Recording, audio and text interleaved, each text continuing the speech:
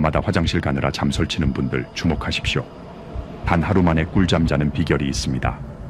약 없이 병원 안 가도 해결되는 방법을 오늘 공개합니다. 여러분, 솔직하게 한번 여쭤보겠습니다. 어젯밤 몇 번이나 깨셨습니까?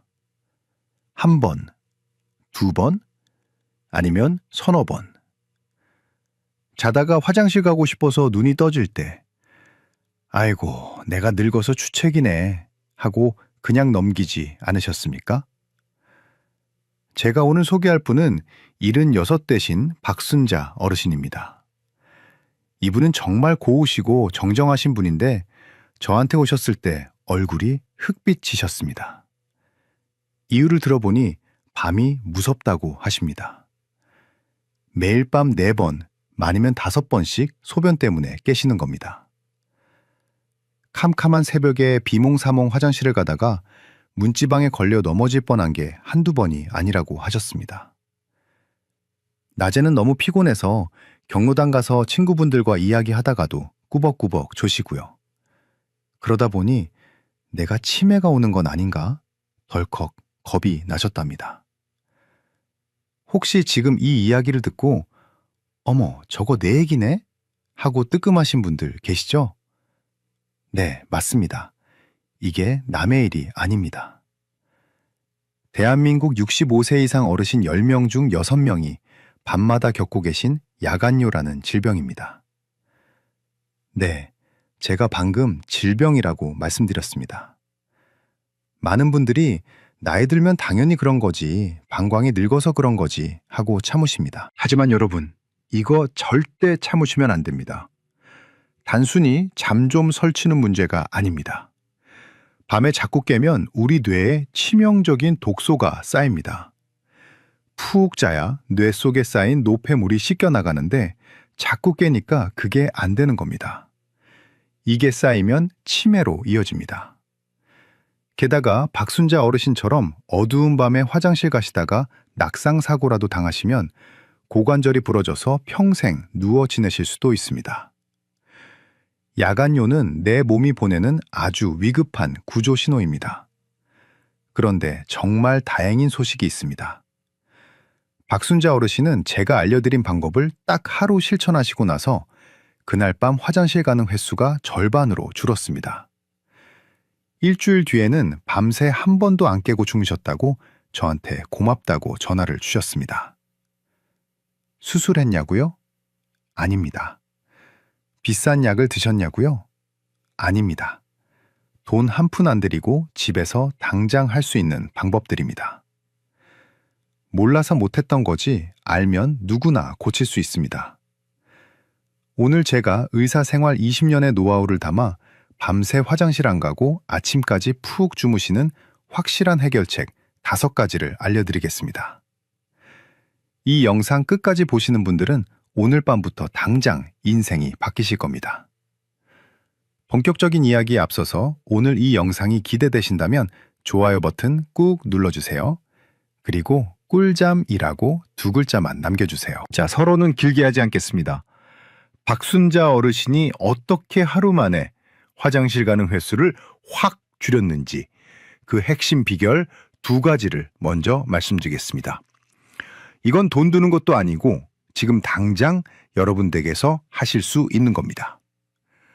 첫 번째, 오늘 저녁 6시부터는 물을 끊으셔야 합니다.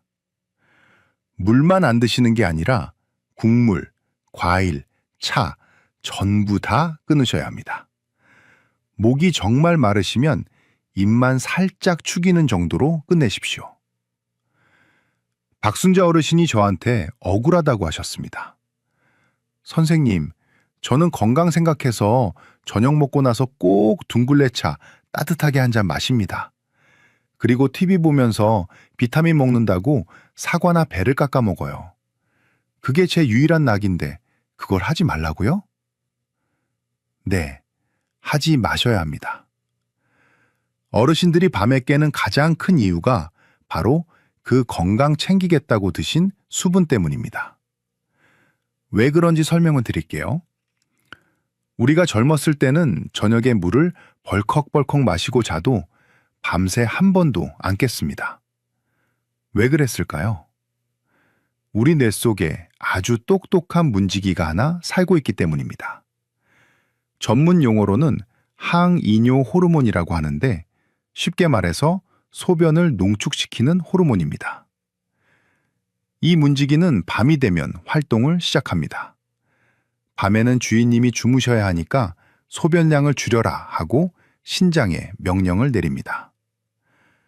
그래서 젊을 때는 밤새 소변이 아주 조금만 진하게 만들어져서 아침까지 푹 잘 수 있었던 겁니다. 그런데 60세가 넘어가면 야속하게도 이 문지기가 늙어서 일을 잘 안 합니다. 밤이 됐는데도 소변을 줄이라는 명령을 안 내리는 겁니다. 그러니 밤에도 낮이랑 똑같이 맑고 묽은 소변이 계속 콸콸 만들어집니다. 방광 크기는 종이컵 2개 정도밖에 안 되는데 밤새 물이 쏟아져 들어오니 넘칠 수밖에요. 그러니 뇌가 비상을 걸어서 자꾸 잠을 깨우는 겁니다. 그러니까 호르몬이 일을 안 하면 우리가 직접 조절해야 합니다. 저녁 6시 이후로는 수도꼭지를 잠그십시오. 이것만 지키셔도 밤에 화장실 가는 횟수가 절반은 줄어듭니다. 두 번째, 주무시기 2시간 전에 소파에 누워서 다리를 심장보다 높게 올리고 20분만 계십시오. 쿠션이나 베개를 다리 밑에 받치셔도 좋고 벽에 다리를 기대셔도 좋습니다. 이게 무슨 뚱딴지 같은 소리냐고요? 소변이랑 다리랑 무슨 상관이냐 싶으시죠? 아주 깊은 상관이 있습니다. 박순자 어르신 발을 제가 봤더니 양말 자국이 선명하게 남아있고 발목이 퉁퉁 부어 계셨습니다.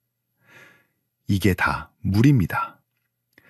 낮에는 우리가 서 있거나 앉아서 생활하니까 중력 때문에 몸속의 수분이 다리로 내려가서 쌓입니다.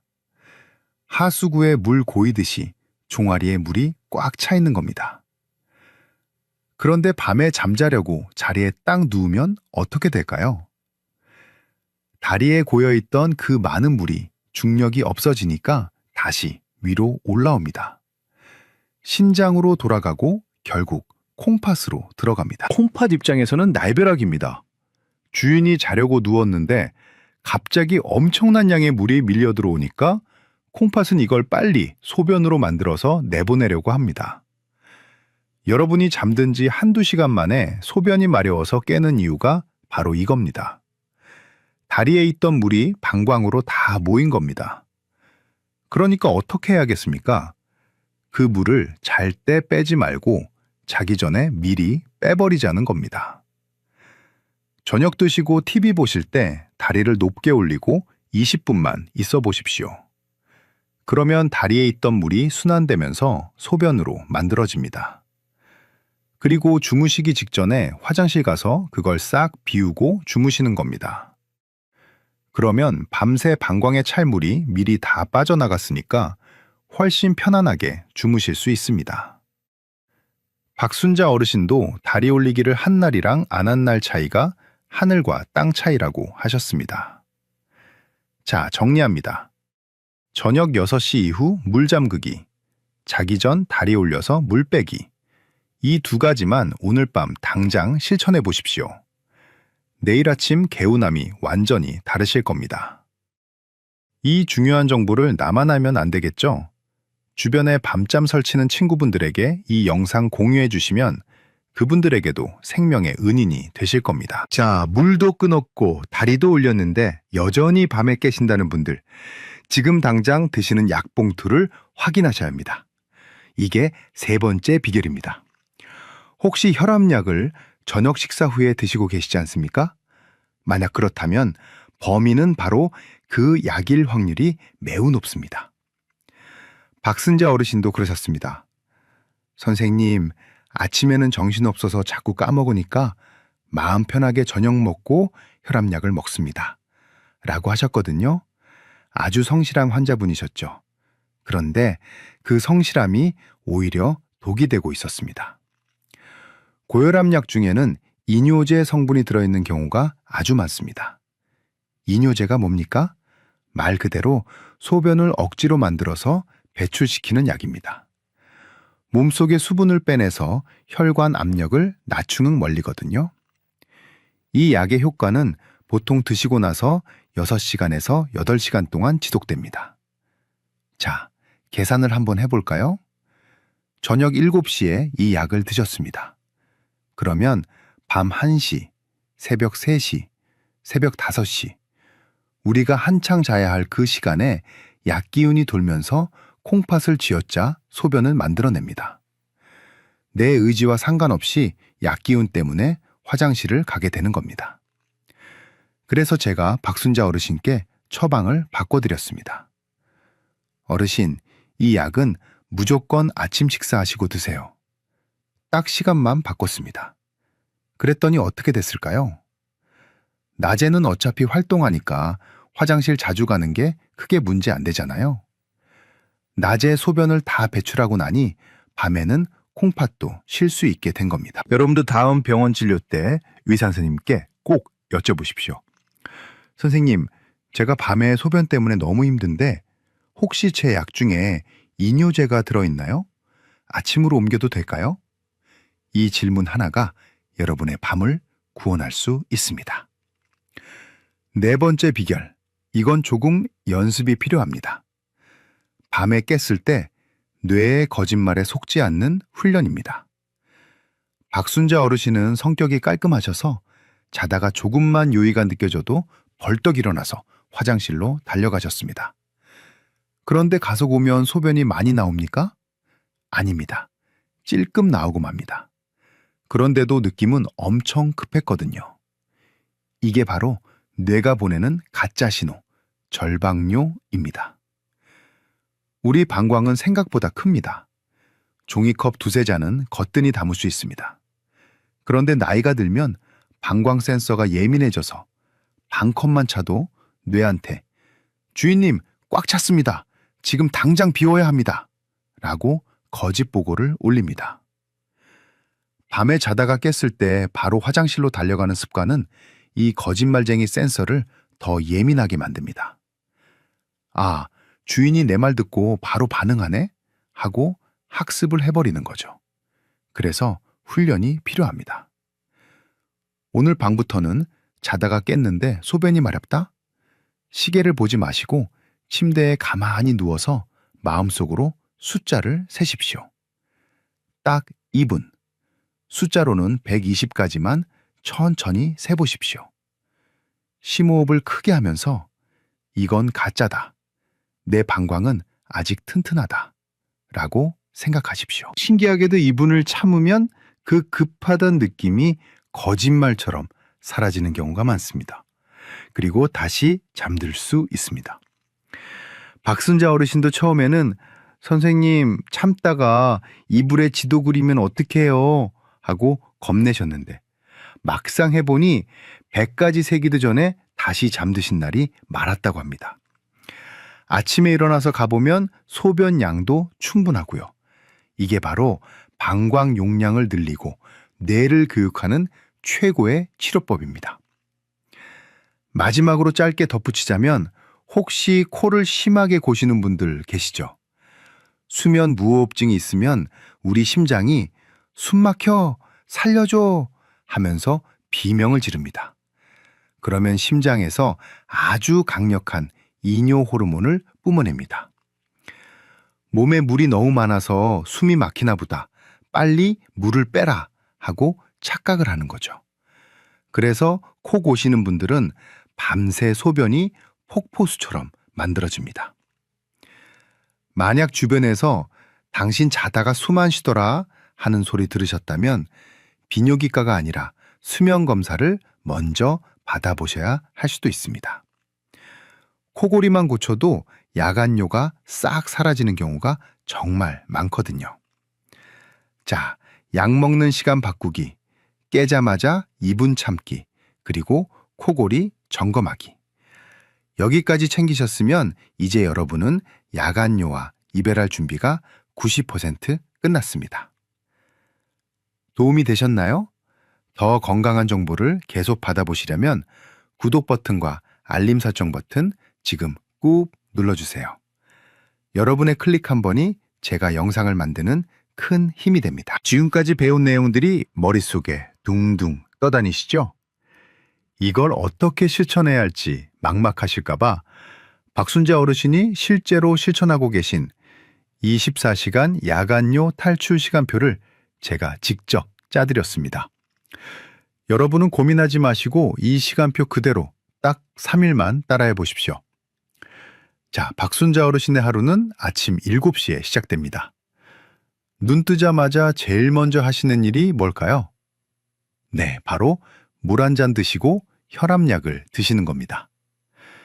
예전에는 저녁 드시고 느긋하게 드셨는데 이제는 눈 뜨자마자 드십니다. 그래야 약 기운이 낮에 돌고 밤에는 빠지니까요.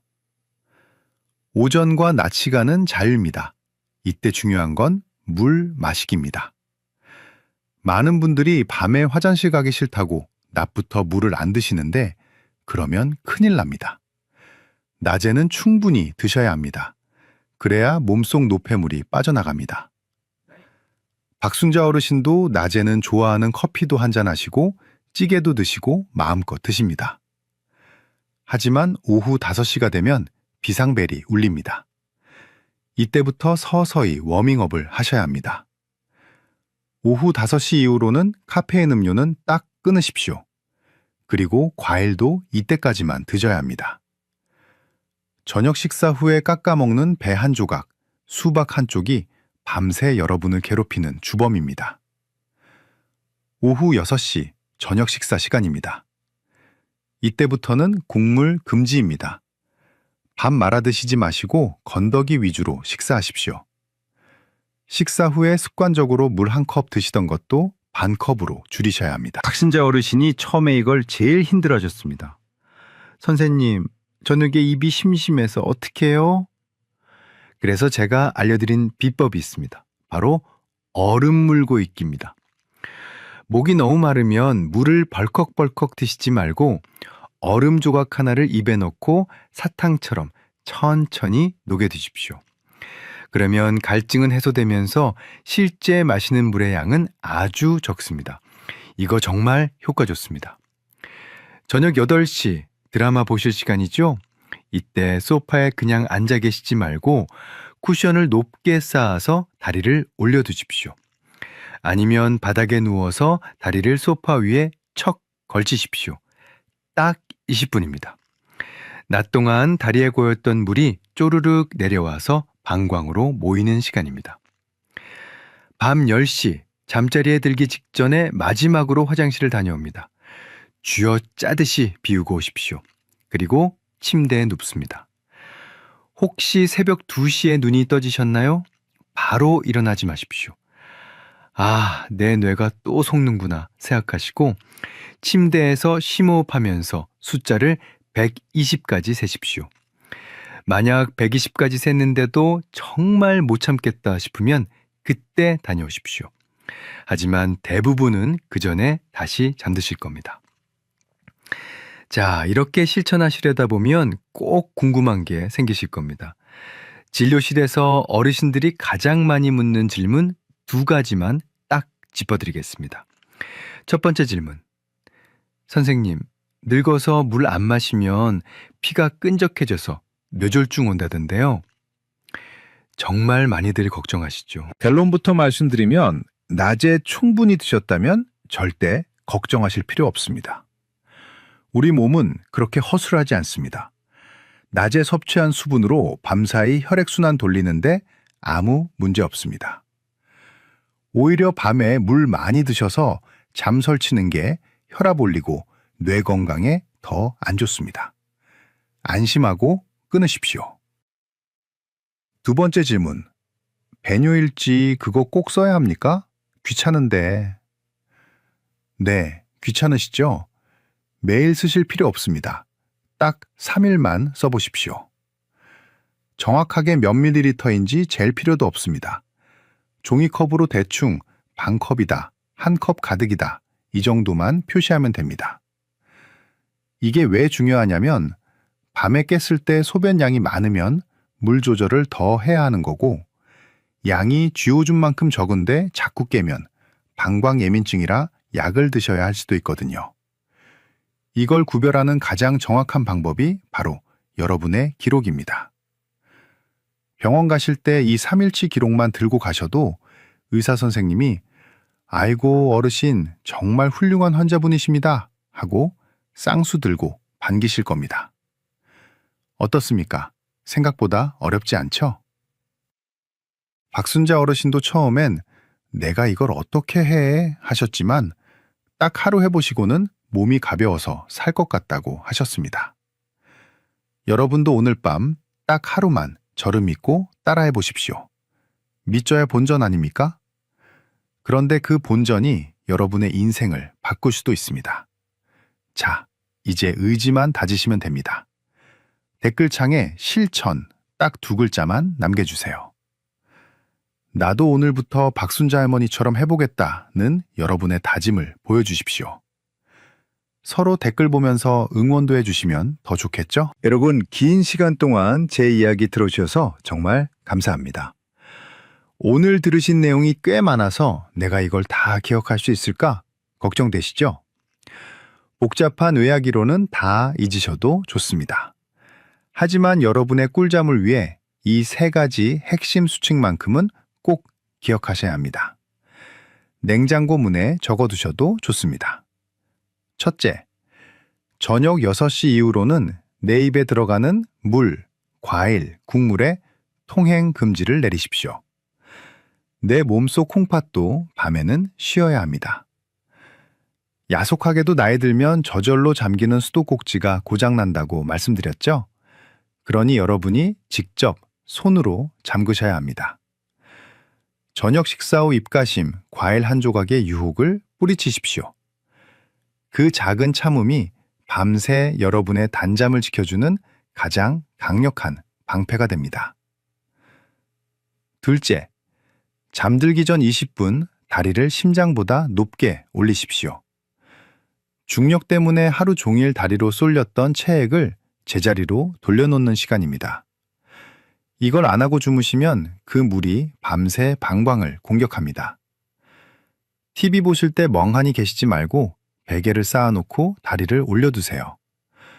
오늘 밤 화장실 갈 횟수를 미리 한번 줄여놓고 시작하는 겁니다. 셋째, 약은 아침에, 밤에 깨면 2분만 버티십시오.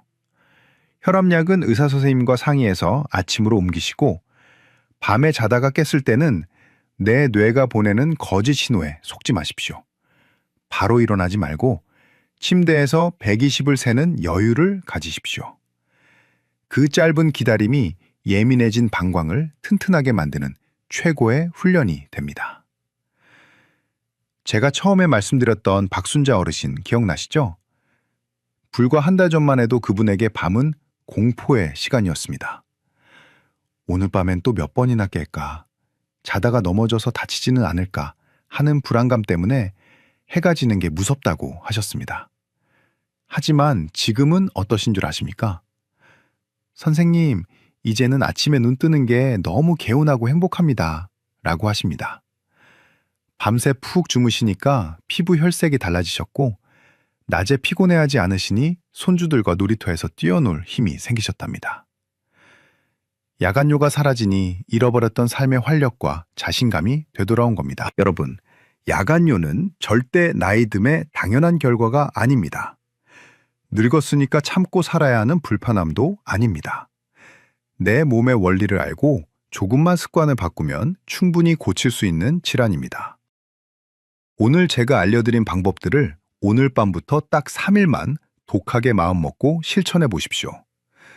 만약 이렇게 했는데도 전혀 나아지지 않는다면 그때는 주저하지 말고 3일치 배뇨일지를 들고 병원을 찾아오십시오. 의학의 도움을 받으면 됩니다.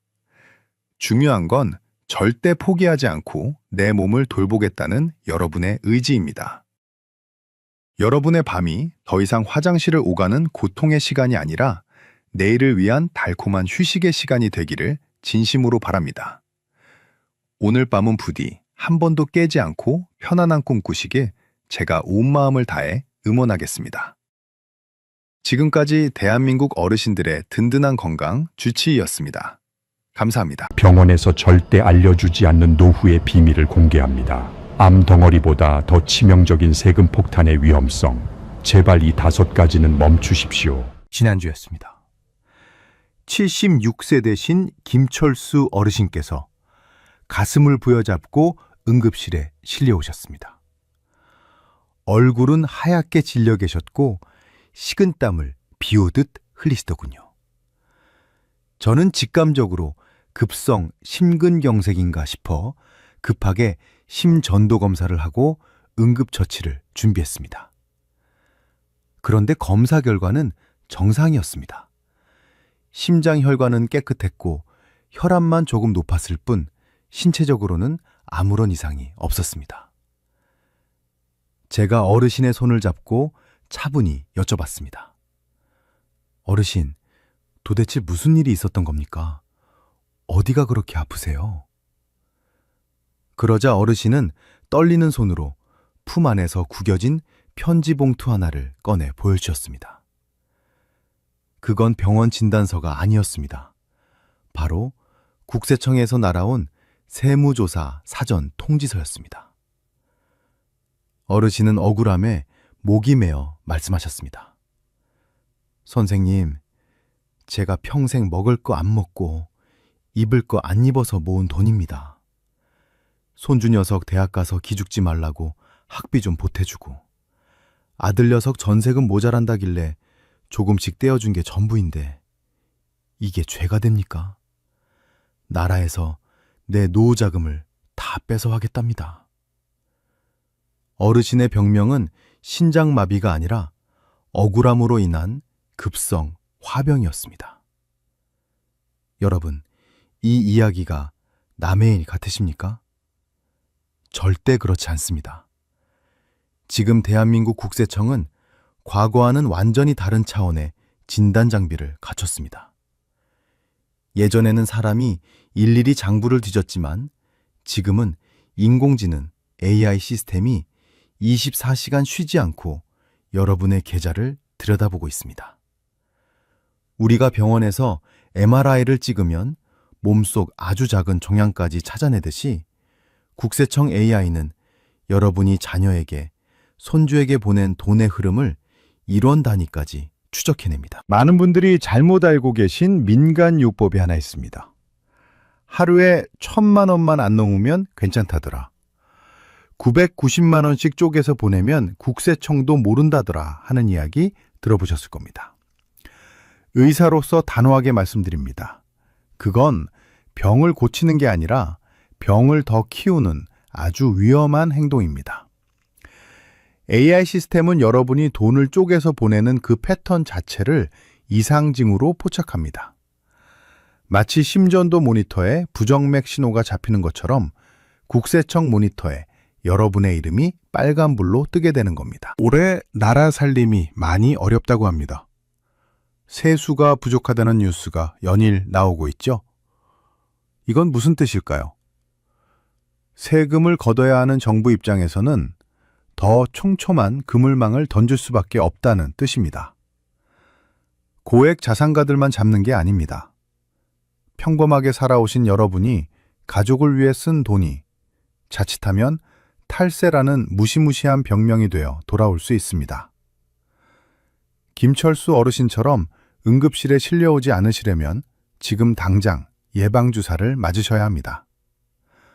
오늘 저는 여러분께 딱 5가지를 처방해 드릴 겁니다. 절대 하지 말아야 할 3가지 나쁜 습관과 당장 실천해야 할 2가지 안전 수칙입니다. 이건 단순히 돈 몇 푼 아끼는 문제가 아닙니다. 여러분의 평온한 노후와 건강을 지키기 위한 필수 생존 수칙입니다. 지금 가슴이 철렁하신 분들 계실 겁니다. 혹시 나도 걸리는 거 아닐까 불안하신가요? 걱정하지 마십시오.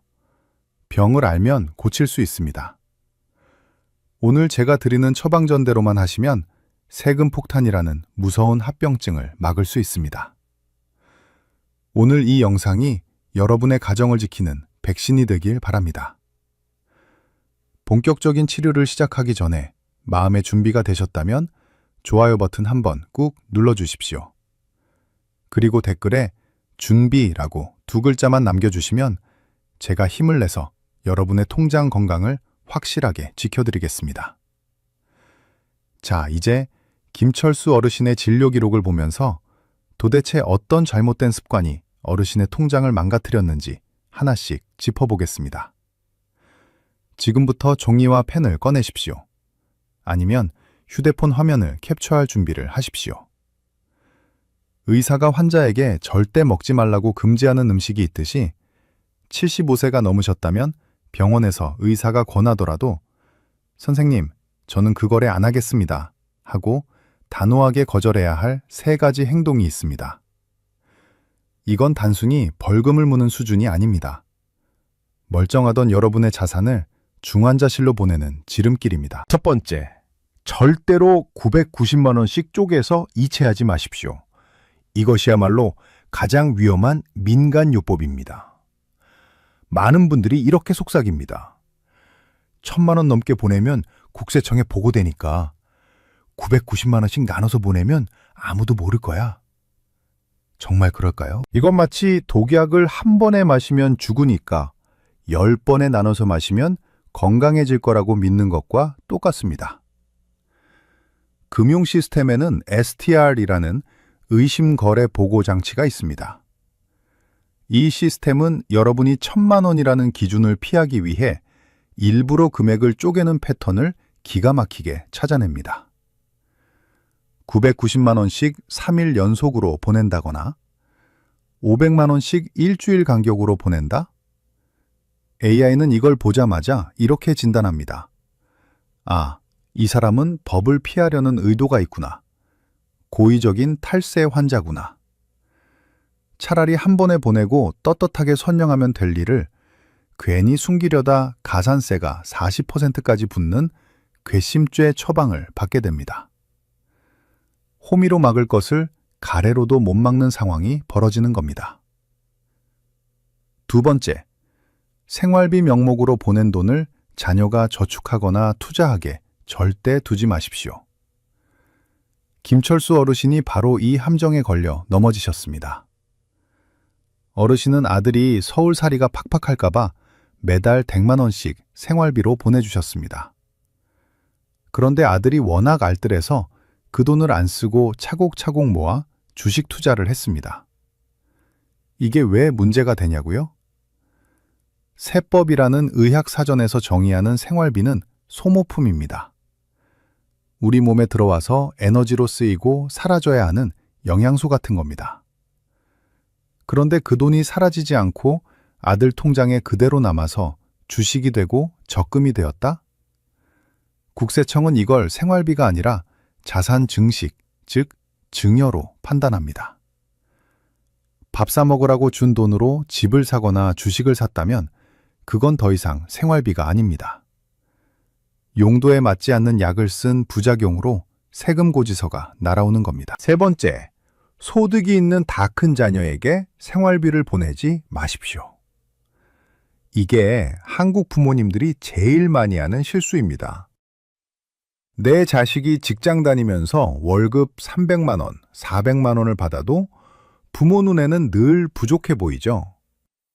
그래서 반찬값이라도 하라고 돈을 보내주십니다. 하지만 냉정하게 들으셔야 합니다. 세법상 생활비 비과세 혜택은 피부양자, 즉 스스로 먹고 살 능력이 없는 사람에게만 적용되는 응급조치입니다. 이미 직장이 있고 소득이 있는 자녀는 혼자 숨쉬고 밥 먹을 수 있는 건강한 성인입니다. 그런 자녀에게 생활비를 주는 건 멀쩡한 사람에게 인공호흡기를 달아주는 것과 같습니다. 과잉 진료입니다. 국세청은 자녀가 벌이가 있는데도 부모에게 돈을 받았다면 그걸 생활비가 아니라 공짜로 받은 재산, 즉 증여로 봅니다. 김철수 어르신의 아들도 대기업 다니면서 연봉을 받고 있었는데 할아버지가 된 아버지가 돈을 보냈으니 꼼짝없이 증여세 과세 대상이 된 겁니다. 지금까지 제가 말씀드린 3가지 금지사항, 머릿속에 확실히 입력하셨습니까?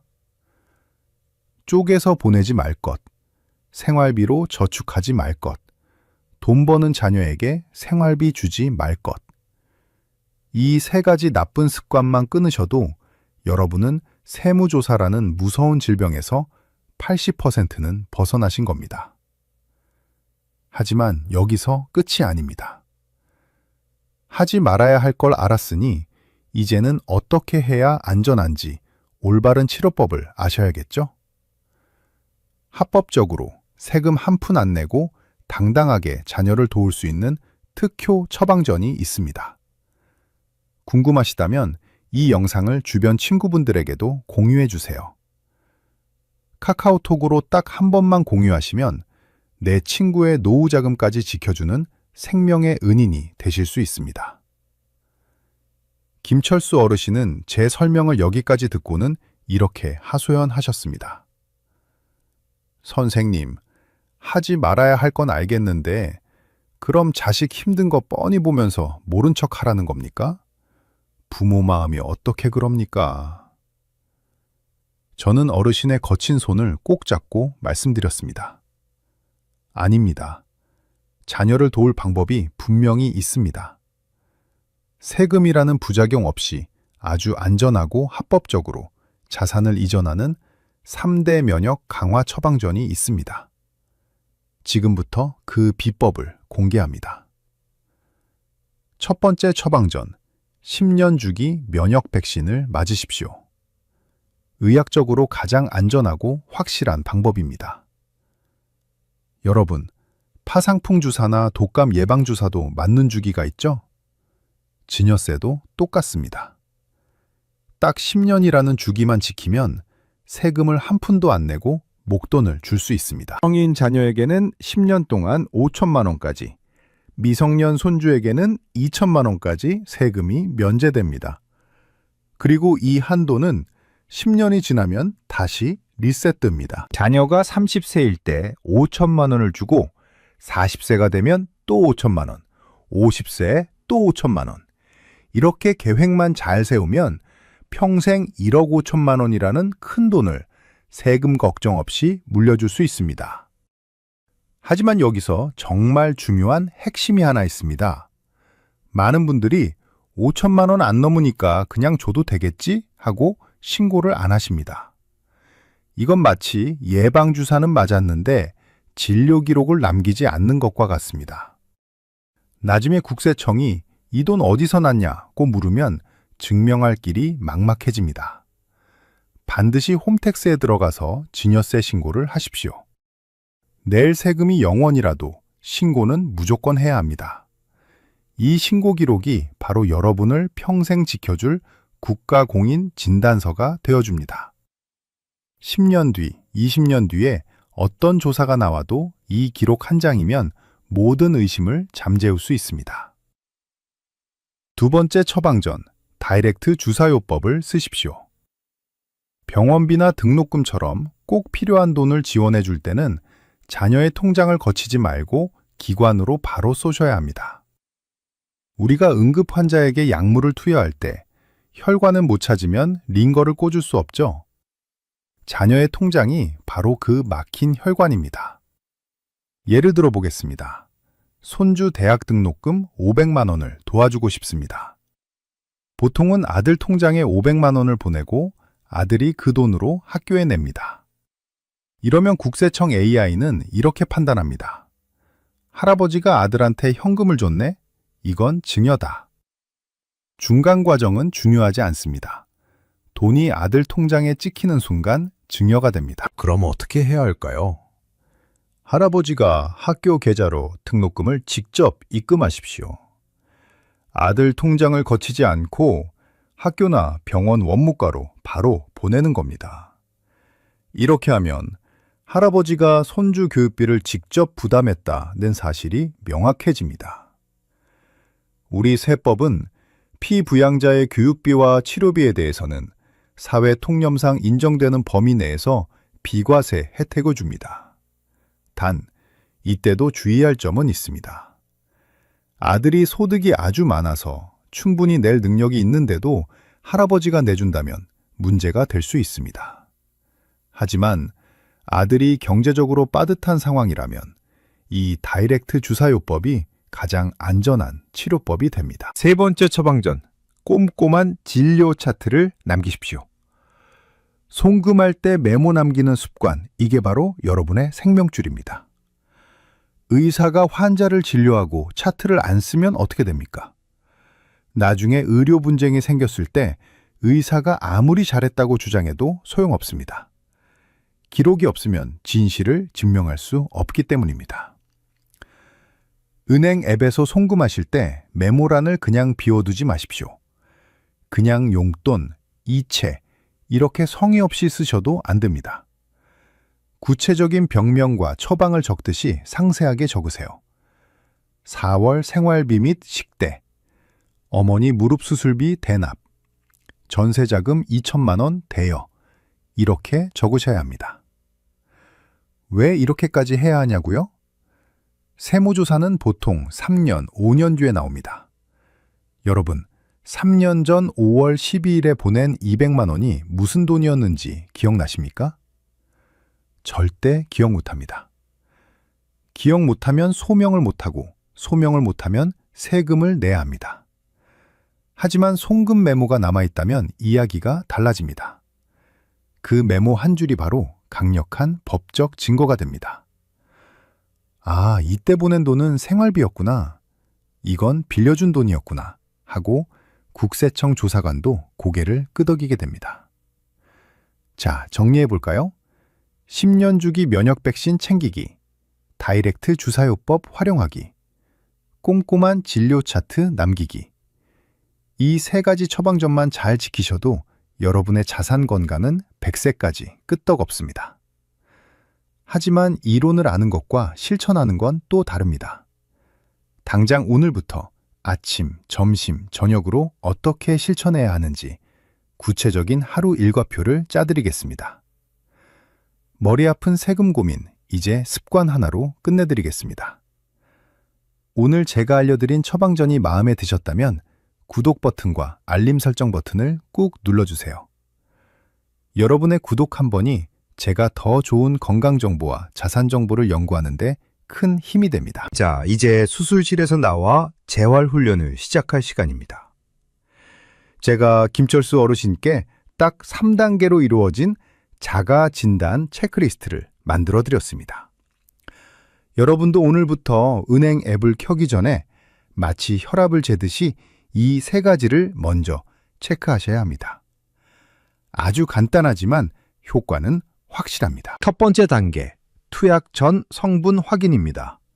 송금 버튼을 누르기 전에 자문해 보십시오. 이 돈이 순수한 생활비인가 아니면 자산 증식용인가? 만약 생활비라면 자녀에게 전화를 걸어 딱 잘라 말씀하셔야 합니다. 아들아, 엄마가 보내는 이 50만 원은 이번 달 쌀 사고 고기 사 먹는데 다 써야 한다. 절대 통장에 남기지 마라. 이렇게 복약 지도를 확실히 하셔야 합니다. 만약 전세금이나 사업자금처럼 큰 돈을 보내셔야 한다면 그건 생활비라는 약으로 해결될 일이 아닙니다. 그럴 땐 차용증이라는 처방전을 쓰거나 증여신고라는 정식 수수를 밟으셔야 합니다. 어설프게 생활비인 척 보내는 게 가장 위험합니다. 두 번째 단계, 처방전 기록하기입니다. 앞서 말씀드린 송금 메모, 습관이 안 되면 자꾸 까먹습니다. 그래서 저는 어르신들께 이렇게 말씀드립니다. 메모를 안 적으면 아예 송금 버튼이 안 눌러진다고 생각하십시오. 2025년 5월 생활비 식대, 손주 치아 교정비 대납. 이렇게 적는데 딱 10초 걸립니다. 이 10초가 나중에 여러분을 수천만 원 세금 폭탄에서 구해주는 골든타임이 됩니다. 귀찮다고 넘기지 마시고 내 재산을 지키는 주문을 외운다고 생각하고 꼭 적으십시오. 세 번째 단계, 엑스레이 사진 찍어두기입니다. 송금이 완료되면 화면에 이체 확인증이 뜨죠? 그걸 휴대폰으로 찰칵 캡처해 두십시오. 그리고 자녀가 병원비나 등록금을 냈다면 그 영수증 사진을 찍어서 보내라고 하십시오. 김철수 어르신은 아예 휴대폰 사진첩에 세금 증빙이라는 앨범을 따로 만드셨습니다. 1년에 한 번씩만 정리해도 나중에 국세청에서 소명 요구가 왔을 때 당황하지 않고 그 앨범만 딱 보여주면 끝납니다. 자, 이제 진료를 마무리하면서 여러분이 대기실에서 가장 많이 물어보시는 질문 3가지 제가 시원하게 답변해 드리겠습니다. 첫 번째 질문입니다. 선생님, 저는 이미 지난 3년 동안 매달 100만 원씩 그냥 보냈는데 어떡합니까? 벌써 말기인가요? 아닙니다. 아직 늦지 않았습니다. 의학으로 치면 조기 발견입니다. 국세청이 먼저 메스를 들고 찾아오기 전에 여러분이 먼저 자진 신고를 하시면 됩니다. 원래 신고를 안 하면 무신고 가산세가 20% 붙습니다. 하지만 기한이 지났어도 자발적으로 신고하면 이 가산세를 절반이나 깎아줍니다. 물론 본 세금은 내셔야겠지만 가만히 있다가 괘씸죄죄까지 덮어 쓰는 것보다는 훨씬 낫습니다. 골문 상처는 빨리 도려내는 게 상책입니다. 지금이라도 세무사라는 전문의를 찾아가서 상담 받으십시오. 두 번째 질문입니다. 배우자한테 주는 돈도 세금 나옵니까? 다행히 우리 세법은 부부는 한 몸으로 봅니다. 그래서 면역력이 아주 강합니다. 10년 동안 무려 6억 원까지는 서로 주고받아도 증여세가 0원입니다.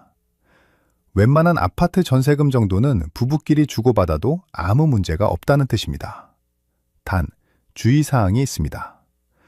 남편이 아내에게 6억 원을 줬는데 아내가 그 돈으로 바로 아파트를 샀다? 그리고 5년 안에 팔았다? 이러면 2월 과세라는 복잡한 합병증이 생길 수 있습니다. 단순히 생활비나 노후 자금으로 주는 건 괜찮지만 부동산 투자를 위해 명의만 빌리는 시기라면 전문가와 상의하셔야 합니다. 세 번째 질문입니다. 할아버지가 손주 유학비나 학비를 내주면 안 됩니까? 이것도 많이 물어보시죠? 의학적으로 냉정하게 판단해 드리겠습니다. 손주의 부모, 즉 여러분의 자녀가 경제적 능력이 있느냐 없느냐가 기준입니다. 만약 아들이 멀쩡히 직장 다니고 연봉도 꽤 높은데 할아버지가 손주 예쁘다고 1년에 2천만 원짜리 국제학교 학비를 내준다? 이건 과잉 영양 공급입니다. 증여세 나옵니다. 부모가 부양 능력이 있는데 조부모가 대신 내주는 건 부의 대물림으로 보기 때문입니다.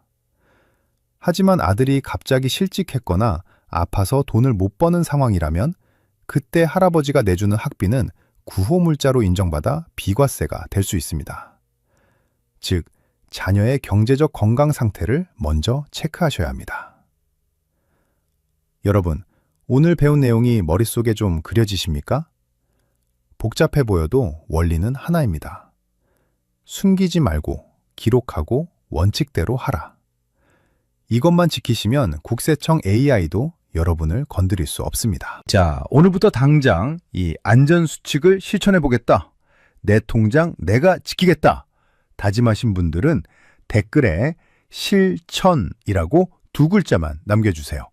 그리고 댓글창에서 서로 격려해 주십시오. 혼자 하면 작심삼일이 되지만 같이 하면 건강한 습관이 됩니다. 여러분, 오늘 긴 시간 동안 진행된 진료 내용을 딱 3줄의 처방전으로 요약해 드리겠습니다. 이것만은 꼭 냉장고문에 붙여두고 기억하십시오. 첫째, 쪼개기 이체는 약이 아니라 독입니다. 국세청 AI 시스템을 속이려 하지 마시고 꼼수가 아닌 전공법을 택하십시오. 둘째, 혈관을 뚫고 직접 투여하십시오. 병원비나 등록금은 자녀 통장을 거치지 말고 해당 기관으로 직접 보내야 비과세 혜택을 받을 수 있습니다. 셋째, 진료 차트 없는 의술은 없습니다. 송금할 때마다 구체적인 용도를 메모하고 영수증을 챙기는 습관이 훗날 여러분을 지키는 가장 강력한 변호사가 됩니다. 그렇다면 응급실에 실려오셨던 김철수 어르신은 지금 어떻게 지내고 계실까요? 어르신은 저와의 상담 후 국세청에 자진 신고를 하셨습니다. 물론 세금은 일부 내셨습니다. 하지만 매일 밤 잠 못 이루게 하던 불안감이라는 만성질환이 씻은 듯이 사라졌습니다. 가산세도 크게 줄였고요. 지난주에 혈압약을 타러 오셨는데 얼굴색이 그렇게 좋으실 수가 없더군요. 선생님, 이제 2다리 뻗고 잡니다. 진작 이렇게 할 걸 그랬습니다. 하시며 웃으시는데 의사로서 정말 뿌듯했습니다. 김철수 어르신은 이제 아들에게 돈을 보낼 때 제가 알려드린 10초 루틴을 철저히 지키십니다. 용도 확인하고 메모 남기고 증거 남기고. 처음에는 조금 귀찮았지만 이제는 이 습관이 내 돈과 가족을 지키는 안전벨트라는 걸 확실히 아신 거죠. 존경하는 어르신 여러분, 저는 의사입니다. 제 본분은 여러분의 심장을 뛰게 하고 아픈 곳을 치료하는 것입니다.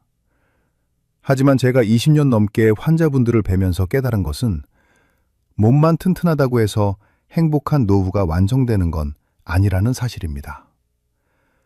평생 땀 흘려 모은 소중한 재산을 지키는 것, 그 돈으로 자녀들과 웃으며 밥 한 끼 먹을 수 있는 여유를 가지는 것, 그것이야말로 진정한 의미의 건강입니다. 화병으로 쓰러지지 않게 마음의 평화를 지키는 것도 의사인 제가 해야 할 몫이라고 생각합니다. 오늘 제가 써드린 이 처방전이 여러분의 가정에 평화를 가져다 주길 진심으로 바랍니다. 앞으로도 여러분이 몸도 마음도 그리고 통장까지도 건강하게 지키실 수 있도록 저 국민주치의가 곁에서 돕겠습니다. 오늘 영상이 유익하셨다면 구독과 알림 설정 버튼을 눌러주십시오. 여러분의 건강한 100세 인생을 위해 더 알찬 정보로 다시 찾아오겠습니다. 지금까지 여러분의 주치의였습니다. 오늘도 몸과 마음 모두 건강한 하루 보내십시오. 감사합니다. 이젠 늙었으니 편하게 쉬겠다 생각하신다면 안 됩니다. 그 생각이야말로 서서히 나를 죽이는 자살 행위입니다. 정적인 휴식은 어르신의 뇌를 멈추게 할 수 있습니다. 제가 오늘 의사로서 양심을 걸고 단호하게 말씀드립니다. 대학병원에서 몇십 년 넘게 환자분들을 뵙다 보니 공통적으로 하시는 말씀이 있습니다. 젊어서 고생했으니 늙어서는 그저 아무것도 안 하고 푹 쉬고 싶다. 만사가 귀찮으니 그냥 가만히 있는 게 최고다. 이런 말씀 많이들 하시는데요. 제발 그 위험한 생각 당장 쓰레기통에 버리셔야 합니다. 나이 들어서 몸이 편안한 것은 휴식이 아닙니다. 기계가 녹슬어서 작동을 멈추는 과정과 똑같습니다. 얼마 전 저희 응급실에 실려오신 78세 김철수 어르신의 이야기를 들려드리겠습니다. 김철수님은 평생을 공무원으로 성실하게 일하시고 정년퇴직하신 아주 점잖은 분이셨습니다. 술, 담배는 입에도 안 대셨고 소식하시며 늘 조용히 지내셨기에 가족들은 아버님이 100세까지 장수하실 거라 믿었습니다. 그런데 어느 날 아침 김철수님이 일어나시질 못했습니다. 며느리가 흔들어 깨우니 눈은 뜨셨는데 사람을 전혀 알아보지 못하고 횡설수설하며 허공에 손짓을 하더랍니다. 가족들은 하늘이 무너지는 것 같았다고 합니다. 아버님이 갑자기 치매가 왔구나 생각하며 오열했습니다. 응급실에 도착했을 때 김철수님의 상태는 의학적으로 매우 심각한 선망 상태였습니다. 뇌가 현실을 인지하지 못하고 꿈과 현실의 경계에서 헤매는 위험한 상황이었습니다. 저희 의료진이 정밀 검사를 진행했습니다. 뇌출혈도 아니었고 뇌경색도 아니었습니다. 암덩어리가 있는 것도 아니었습니다. 원인은 너무나도 충격적이었습니다. 바로 극도로 정적인 생활 습관이 만든 신체 기능의 셧다운이었습니다. 김철수님은 은퇴 후 자식들에게 패기치기 싫다며 하루 종일 방 안에서 책을 보거나 텔레비전만 보셨습니다. 목이 말라도 화장실 가기 귀찮아 참으셨고 입맛이 없으면 그냥 끼니를 거르셨습니다. 그렇게 조용히 지내시는 동안 몸속의 근육은 아이스크림처럼 녹아내렸고 혈액은 끈적한 진흙처럼 변해 뇌로 가는 산소길을 막아버린 겁니다. 가족들은 그제야 가슴을 쳤습니다. 아버님이 얌전히 계시는 게 건강한 게 아니었구나. 우리가 아버님을 방치했구나 하며 후회했습니다. 여러분 중에도 지금 뜨끔하신 분들 계실 겁니다. 나는 운동도 안 하고 하루 종일 집에만 있는데 아직 멀쩡한데? 라고 생각하실 수 있습니다. 그게 바로 폭풍 전야입니다. 우리 몸은 서서히 망가지다가 어느 한계점을 넘는 순간 김철수님처럼 와르르 무너져 내립니다. 통계를 보면 섬뜩합니다. 우리나라 65세 이상 어르신 중 단순히 움직이지 않아서 생기는 근감소증 환자가 무려 30%에 육박합니다. 그리고 이렇게 근육이 빠진 분들은 그렇지 않은 분들보다 요양병원에 입원할 확률이 5배나 높고 사망 위험은 2배 이상 치솟습니다. 이건 단순한 불편함의 문제가 아닙니다. 사느냐 죽느냐의 문제입니다. 김철수님은 다행히 저와 함께 독하게 재활 치료를 하셔서 지금은 건강을 되찾으셨습니다. 김철수님이 병상에서 눈물을 흘리며 제게 하신 말씀이 있습니다. 선생님, 제가 편하게 쉬는 게 좋은 건 줄 알았습니다. 그게 저승길 재촉하는 건 줄 꿈에도 몰랐습니다. 오늘 저는 김철수님을 죽음 문턱까지 몰고 갔던 5가지 치명적인 습관과 그걸 고치는 명쾌한 해결책을 말씀드리려 합니다.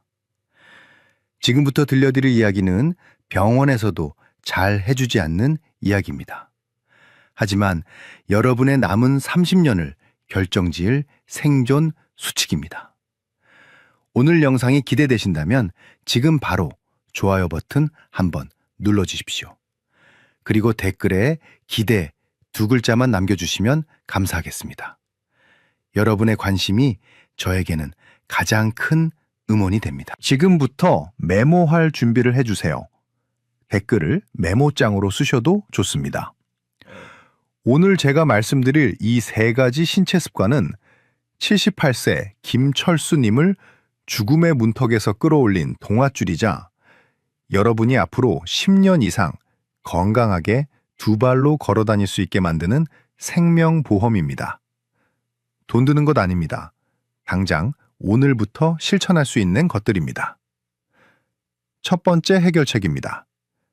지금 당장 휴대폰에 30분 간격으로 알람을 맞추십시오. 그리고 알람이 울릴 때마다 무조건 하던 일을 멈추고 일어나서 2분 동안 제자리 걸음을 하십시오. 텔레비전을 보시다가도 밥을 드시다가도 친구와 통화를 하시다가도 알람이 울리면 군인이 명령을 받듯이 벌떡 일어나셔야 합니다. 도대체 왜 이렇게 귀찮게 해야 하냐고 물으시겠죠. 의학적으로 앉아 있는 것은 흡연만큼이나 위험합니다. 세계보건기구에서는 오래 앉아 있는 좌식 생활을 고혈압, 흡연, 고혈당에 이어 전 세계 사망 위험 요인 4위로 지정했습니다. 하루 10시간 이상 꼼짝 않고 앉아 계시면 조기 사망 위험이 무려 40%나 증가합니다. 김철수님이 딱 그러셨습니다. 점잖게 서재에 앉아 책만 보셨는데 그게 사실은 혈관을 서서히 조르고 있었던 겁니다. 우리가 앉아 있으면 허벅지와 종아리 근육이 활동을 멈춥니다. 그러면 심장으로 돌아가야 할 피가 다리로 내려가서 고여버립니다. 고인물이 썩듯이 고인 피는 굳어서 혈전이라는 피떡을 만듭니다.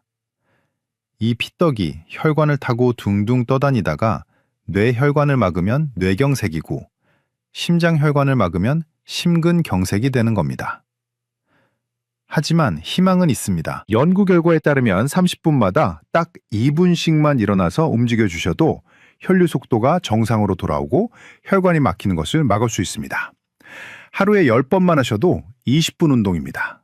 따로 헬스장 가실 필요 없습니다. 이 2분의 기적을 믿으셔야 합니다. 두 번째 해결책입니다. 매끼 밥상에 계란이나 두부 혹은 고기를 반드시 올리십시오. 그리고 내 체중 1kg당 단백질 1.2g을 약처럼 챙겨 드셔야 합니다. 예를 들어 체중이 60kg이시라면 하루에 72g의 단백질이 필요합니다. 계산하기 복잡하시죠? 아주 쉽게 알려드립니다.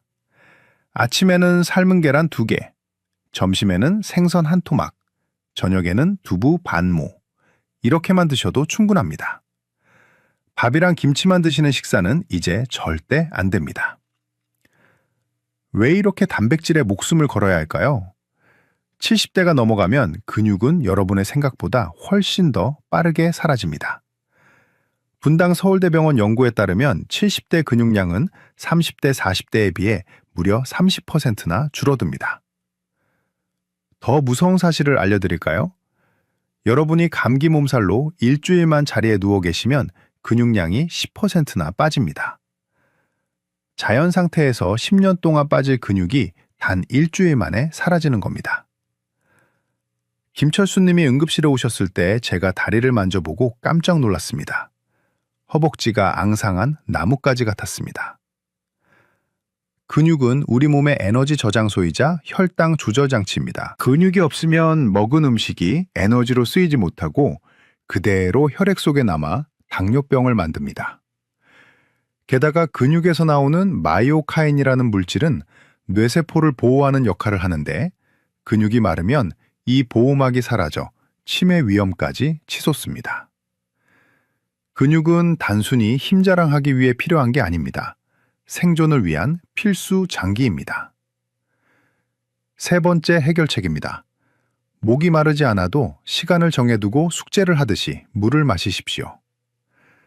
아침 기상 직후 식사 30분 전, 오후 3시 저녁 식사 전, 잠들기 2시간 전.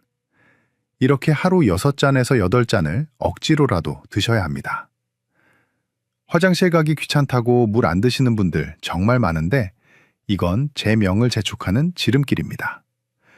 왜냐하면 우리 몸의 갈증 센서가 고장났기 때문입니다. 젊을 때는 몸의 수분이 1%만 부족해도 목이 마르다는 신호를 보냅니다. 하지만 70대가 넘어가면 뇌 시상 하부에 있는 갈증 중추 기능이 떨어져서 몸이 바짝바짝 말라가는데도 목마름을 느끼지 못합니다. 김철수 님이 쓰러지셨을 때 혈액 검사를 해보니 혈액이 끈적끈적한 꿀처럼 변해 있었습니다. 물이 부족하면 혈액의 농도가 진해져서 흐름이 느려지고 막히기 쉽습니다. 특히 어르신들이 자주 호소하시는 어지럼증이나 만성 피로, 그리고 김철수 님처럼 갑자기 헛소리를 하는 선망 증세의 절반 이상은 심각한 탈수 때문입니다. 물은 우리 몸을 돌아가게 하는 윤활유이자 연료입니다. 목이 마르다고 느낄 때는 이미 늦은 겁니다. 약을 먹는다는 심정으로 물을 드셔야 합니다. 정리하겠습니다. 30분마다 알람 맞춰 일어나기, 몇 끼 단백질 반찬 챙겨 먹기, 시간 정해두고 물 마시기. 이 3가지만 지키셔도 김철수님처럼 갑자기 쓰러지는 일은 막을 수 있습니다. 김철수님은 이 3가지를 실천하시고 나서 딱 1달 만에 지팡이 없이 걸어서 진료실에 들어오셨습니다. 여러분도 하실 수 있습니다. 내 몸을 살리는 이 중요한 정보를 나만 알고 있으면 안 되겠죠?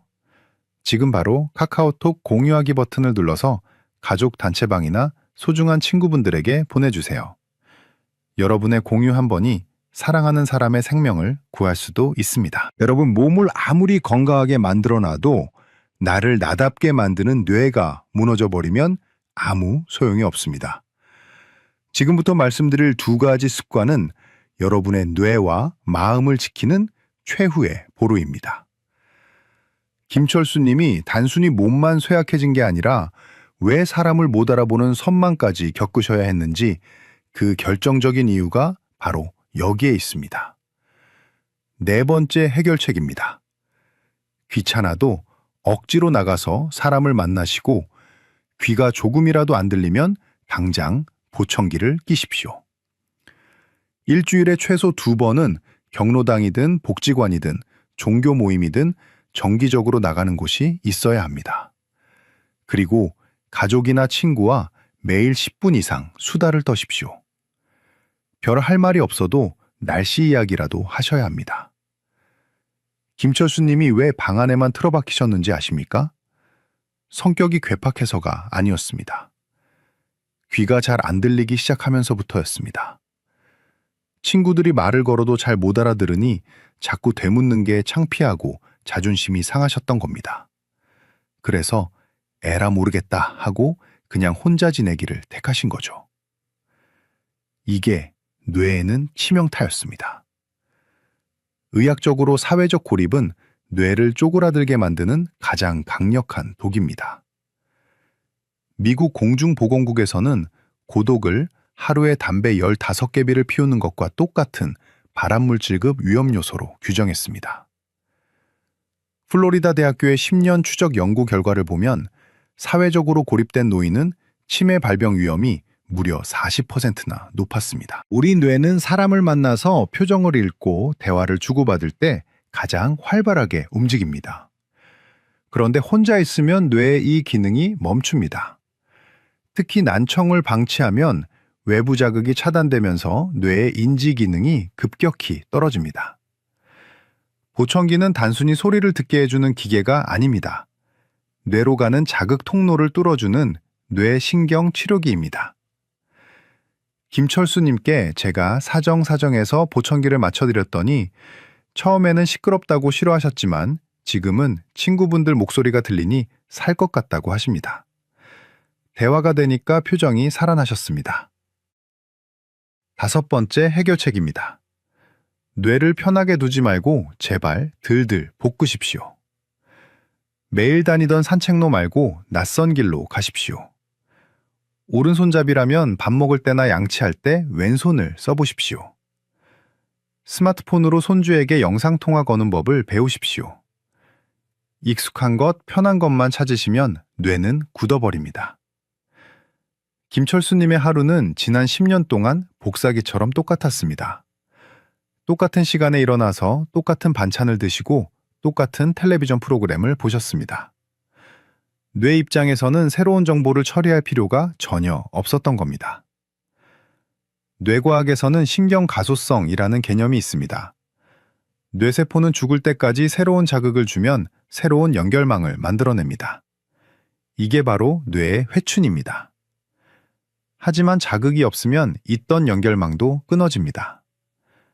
2023년 치매역학 조사에 따르면 글을 읽고 쓰는 배움의 기회가 적을수록 치매 위험이 최대 10배까지 높아졌습니다. 반면 새로운 것을 배우려고 노력하는 분들은 뇌 속에 인지 예비능이라는 비상 배터리가 생겨서 치매 단백질이 쌓여도 증상이 나타나지 않았습니다. 뇌는 게으른 주인을 제일 싫어합니다. 낯선 길을 가면 뇌는 길을 찾기 위해 풀가동됩니다. 안 쓰던 손을 쓰면 반대쪽 뇌가 깨어납니다. 익숙함과 결별하는 것이야말로 뇌를 젊게 만드는 가장 확실한 비법입니다. 자, 여기서 추가로 놓치면 안 되는 꿀팁 2가지만 짧게 덧붙이겠습니다. 첫째, 지금 드시는 약봉투를 전부 들고 병원에 가서 약 정리 한번 받으십시오. 김철수 님도 확인해 보니 다니는 병원이 여러 군데라 비슷한 위장약과 진통제가 중복되어 있었습니다. 약을 5개 이상 드시는 분들은 약끼리 충돌해서 어지럼증이나 낙상을 유발할 수 있으니 1년에 한 번은 꼭 약점검을 받으셔야 합니다. 둘째, 악력을 키우십시오. 병뚜껑 따기가 힘들다면 내 몸의 근육이 다 빠졌다는 신호입니다. 악력은 전신 건강 성적표입니다. 틈나는 대로 고무공을 쥐었다 폈다 하시거나 철봉에 매달리는 연습을 하십시오. 정리하겠습니다. 보청기 끼고 나가서 사람 만나 떠들기, 낯선 길로 다니며 뇌 괴롭히기, 불필요한 약 줄이기, 이 습관들이 여러분의 정신을 맑게 지켜줄 겁니다. 이제 우리는 몸과 마음을 살리는 5가지 핵심 비법을 모두 알았습니다. 하지만 아는 것과 하는 것은 천지 차이입니다.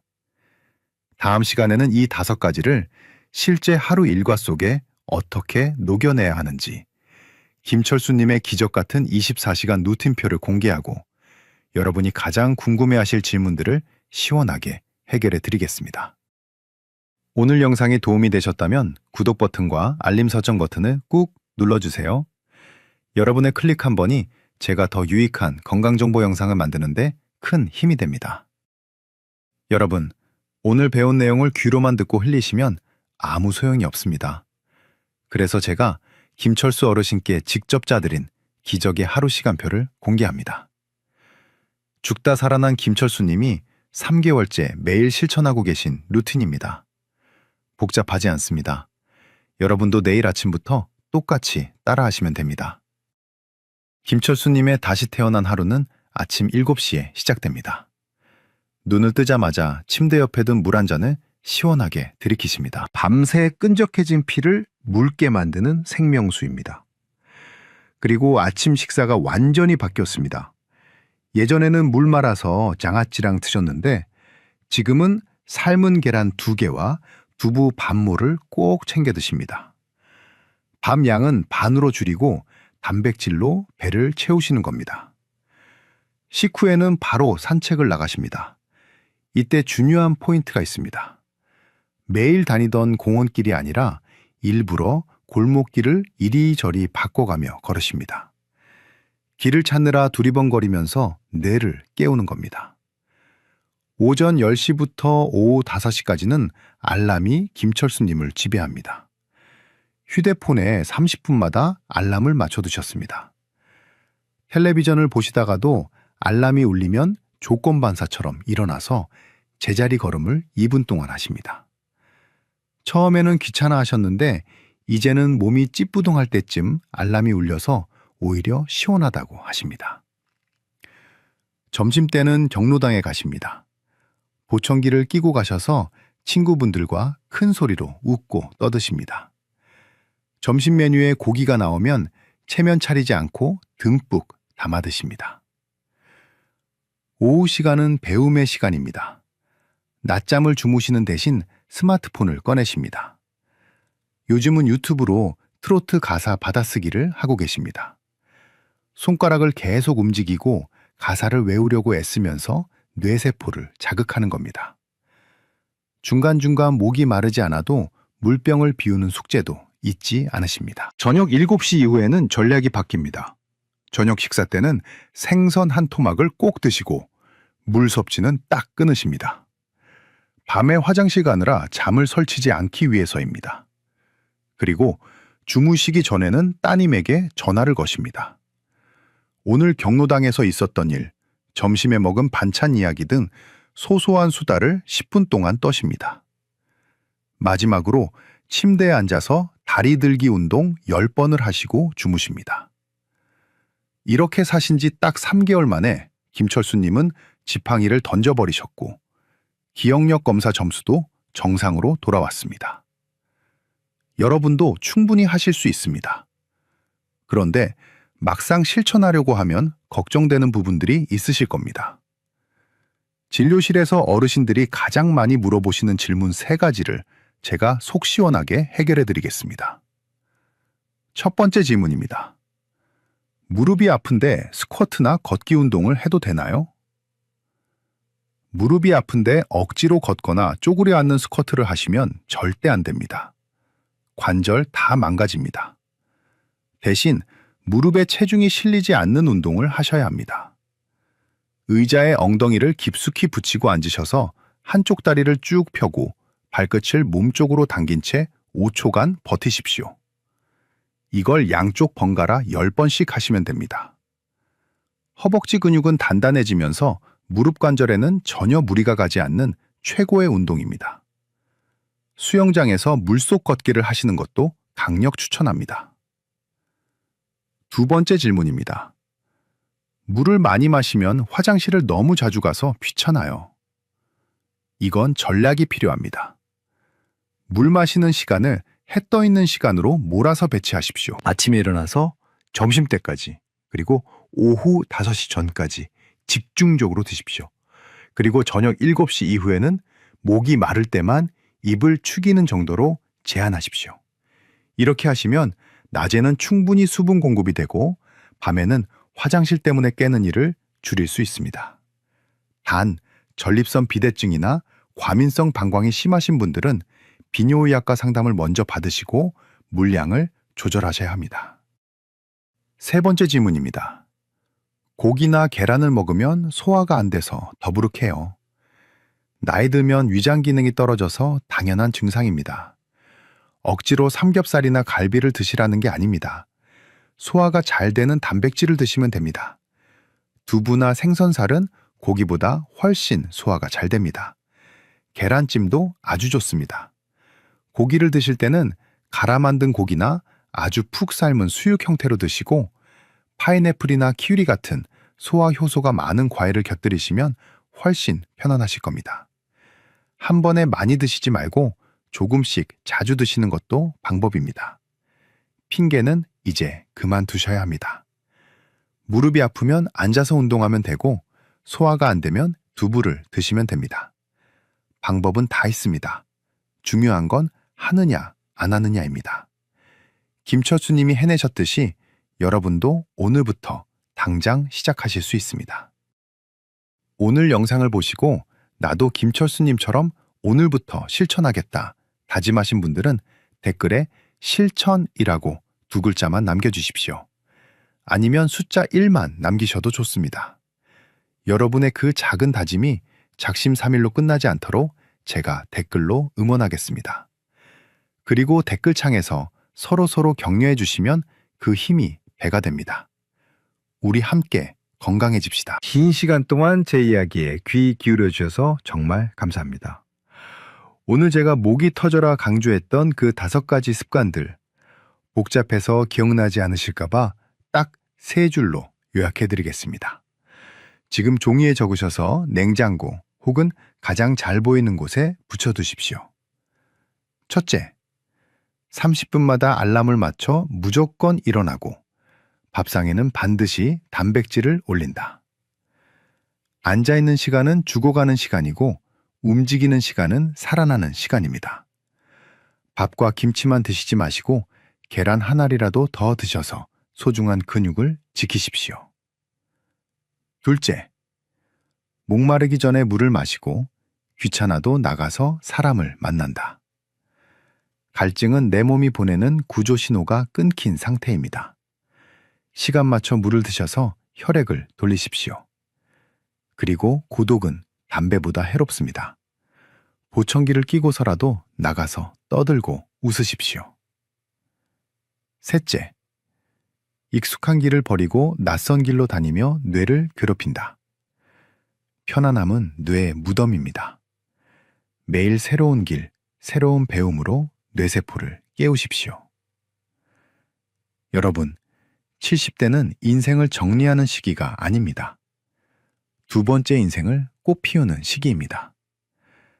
자동차도 10년 타면 부품 갈아주고 기름 칠해줘야 더 오래 타지 않습니까? 하물며 70년을 쉬지 않고 달려온 여러분의 몸입니다. 이제는 조금 더 세심하게 기름칠을 해주고 관리를 해줘야 합니다. 귀찮다고 생각하지 마십시오. 나이 들어서 아프면 나만 고생하는 게 아니라 사랑하는 가족들의 마음까지 병들게 합니다. 하지만 건강하면 나도 행복하고 자식들에게도 최고의 선물이 됩니다. 김철수 님이 손자 손을 잡고 산을 오르시는 그 뒷모습이 바로 자식들에게 물려줄 수 있는 최고의 유산입니다. 오늘 당장 다 바꾸려고 하지 마십시오. 부담 갖지 마십시오. 오늘은 딱 하나. 30분마다 일어나는 것부터 시작해 보십시오. 내일은 물 마시는 시간을 정해 보십시오. 그렇게 하루에 하나씩 김철수 님이 하셨던 것처럼 천천히 따라가시면 됩니다. 작심삼일도 괜찮습니다. 3일 하고 하루 쉬고 다시 시작하면 그게 바로 꾸준함입니다. 저는 확신합니다. 오늘 이 영상을 끝까지 보신 여러분은 이미 건강해지기로 마음먹으신 겁니다. 그 마음만 있다면 3개월 후 여러분의 몸은 지금과는 완전히 달라져 있을 겁니다. 꼿꼿한 허리, 힘찬 걸음걸이, 그리고 총명한 눈빛으로 다시 태어나실 여러분을 제가 진심으로 응원하고 기도하겠습니다. 오늘 영상이 유익하셨다면 구독 버튼을 눌러 저의 든든한 건강 파트너가 되어주십시오. 그리고 알림 설정까지 해두시면 제가 준비한 돈보다 귀한 건강 정보를 가장 먼저 받아보실 수 있습니다. 날씨가 쌀쌀합니다. 옷 따뜻하게 챙겨 입으시고 오늘 하루도 부지런히 움직이시길 바랍니다. 감사합니다.